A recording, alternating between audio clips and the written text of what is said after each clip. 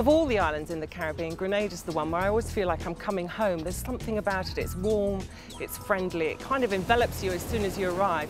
This is Grand Anse Beach, which is its pride and joy. It's one of the best beaches, certainly in Grenada, I would say also in the Caribbean. There's lots more beaches too. Around the headland from Grand Anse is Morne Rouge, another magnificent crescent of white sand and a great snorkelling spot. Other favourites of mine include Prickly Bay and Pink Gin Beach, but take a drive around the coast and you'll find lots more, from tiny coves to palm-fringed sweeps of soft sand. Most of the hotels are located in the southwest corner of the island, close to the airport and the capital St George's, one of the prettiest harbours in the Caribbean.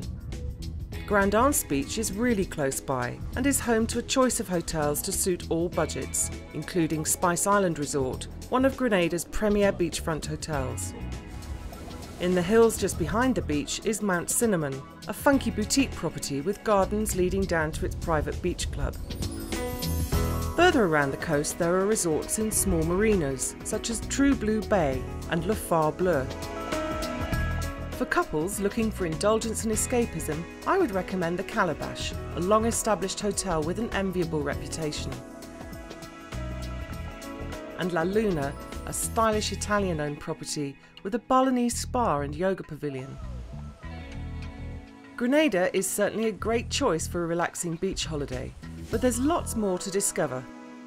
To come to Grenada and just stick to the beaches is lovely, but to come to Grenada and explore the interior is magical. I took a walk by Grand Etan Lake in the centre of the island with local guide Telfor Badu. Wow, that's the lake. Yeah. What a gorgeous view of it. That's our Grand Etan. Yeah, it's a lovely view and you get lovely breeze also. Telfor, you've walked all over Grenada and probably know it as well as anybody. We've just walked around the lake. What other sorts of walks can we do? Well, there are mountain walks. We have lots of mountains.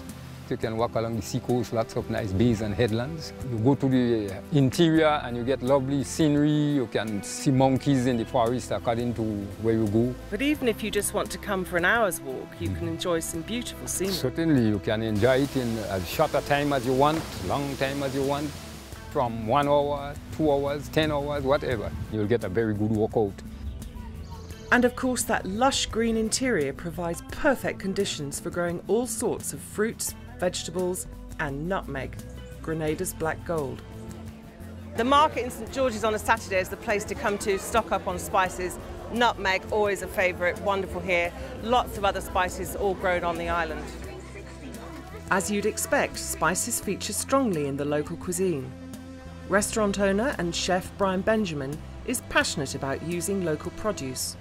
One of the most important things for me when I moved back to Grenada was that we can use all the spice that the island has. We got borden leaf, we got cocoa, we got fresh nutmeg, and you know, you get a nutmeg, it's like unreal. It's like the flavour of it, it just bursts in your mouth. And the seasons are all here at the moment. You got passion fruit, you got mangoes. The fruits are so good, aren't they? And you don't have to add anything to them.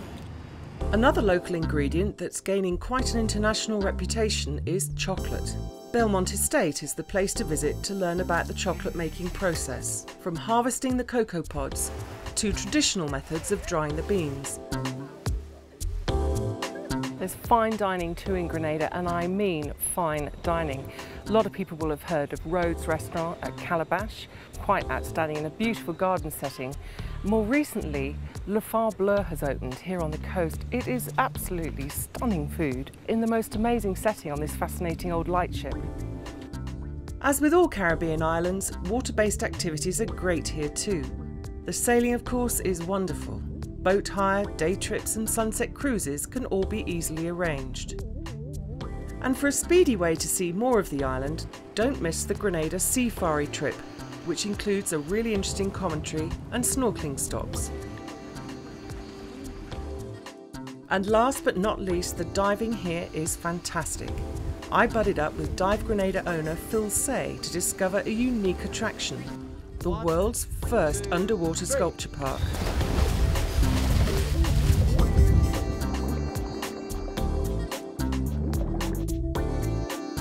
Oh, Phil, that was fantastic. I've never dived anywhere like it. It is. It's very, very unique. It's an idea we came up with about 4 or 5 years ago, and we see this as a very sustainable project that will go on and on for Grenada. So we have some very good friends in Grenada who are building sculptures for us at the moment, and we hope that people will in the future.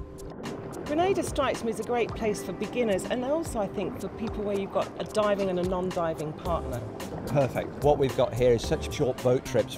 So therefore, a person who wants to do 2 dives in the morning, leaves at 9 o'clock, back by 12:30, everybody's happy. The partner has the whole morning to themselves on the beach, and they have a whole afternoon, evening to spend to themselves.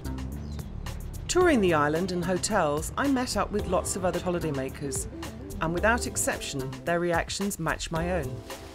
It's stunning. It's gorgeous. It's really, really beautiful. And it's everyone's so friendly. That's what you really find. You're walking along and everyone's coming up and just saying hi to you and pulling over their cars and just chatting to you. So it's really friendly. It's got the beaches, it's got the mountains, it's got little villages, it's got the contrast, it's got the music, steel drums.